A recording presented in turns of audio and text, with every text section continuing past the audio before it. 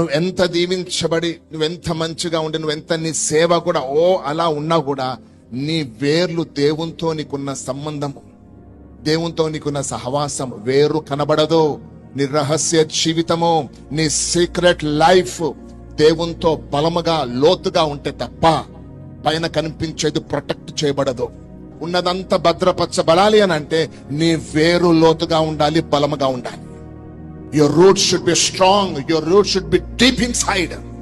నీ పైన నీ ఆశీర్వాదం ఎంత బలంగా ఉన్నా, నువ్వెంత గొప్పవాడమైనా, పైన నీకెన్ని ఫలములు నీకున్నా, నీకెంత గొప్ప భాగ్యము నీకున్నా కూడా నీ వేరు లోతుగా లేకపోతే చిన్న దానికి కుప్ప కూలిపోతావు. జాగ్రత్త.